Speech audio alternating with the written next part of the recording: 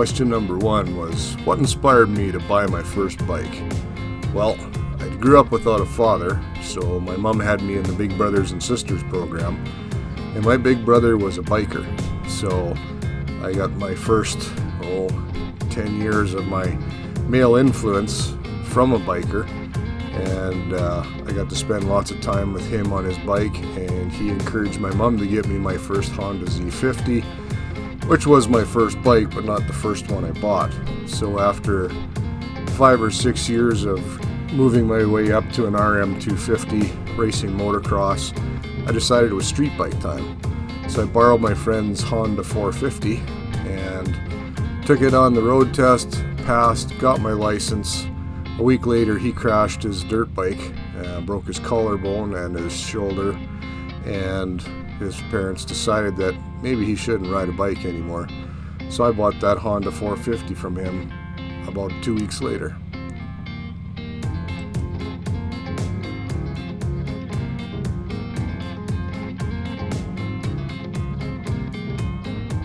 Question 2 was, what kind of riding do you like? Solo, pack, straight, twisty. Well, now with the geezer glide, as a few of my friends like to call it, it handles like a wet piece of toast. So I pretty much prefer the straighter stuff. Some windy is nice, you get up in the mountains, great stuff. I don't prefer big packs. Solo or up to 6 bikes is plenty for me. Don't have any need to be in a pack of 100 bikes, it just gets too stressful.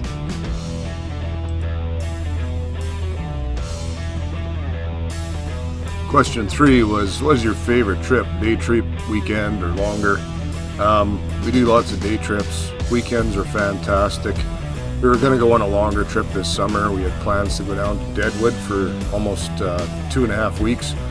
But with what's going on with COVID and borders being closed and everything else, and the US dollar, well, our Canadian dollars are 69 cents. Just don't think that's going to happen this year. So would really love to go on a longer trip. So if anyone wants to go on a longer trip, hit me up, and let's plan a week-long trip.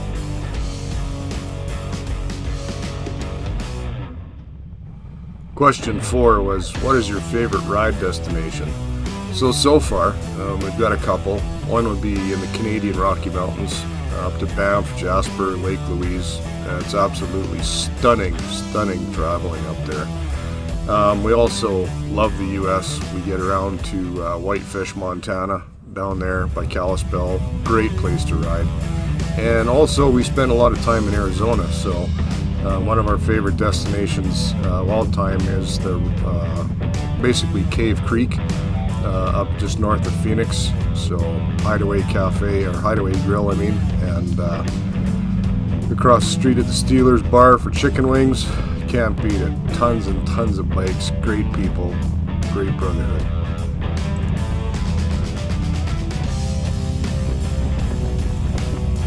Question 5 was, what is the biggest lesson that motorcycling has taught me?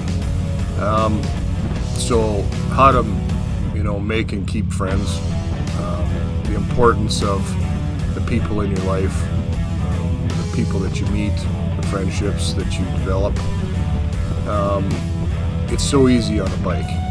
There's lots of things in the world that you can do that you make friends, but the two-wheel brotherhood and sisterhood, it's just unparalleled. So the biggest lesson that I've learned is value your friendships, and when you make them, keep them. Don't lose touch. It's too easy to lose touch. Hang on to them people that you meet.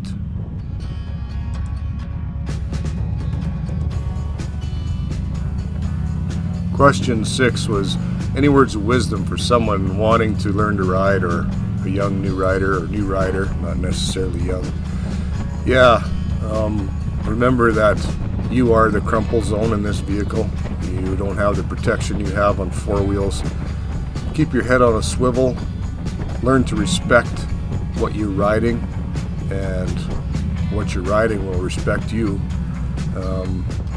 You got to know your limitations. That's probably the biggest one. Know your personal limitations and the limitations of the machine you're riding. If you think you're going to corner a bagger at the same speed you cornered your Gixxer, you're going to end up in the emergency room. So take lessons if you have it available. If not, seek out the mentorship of someone with a lot of miles under their belt. There's a lot of us out there. A lot of us are absolutely willing to teach you how to ride, how to respect your machine, how to respect the road and the people on it that don't respect you or don't respect motorcycles. They don't see you. So loud pipes do save lives. Remember that.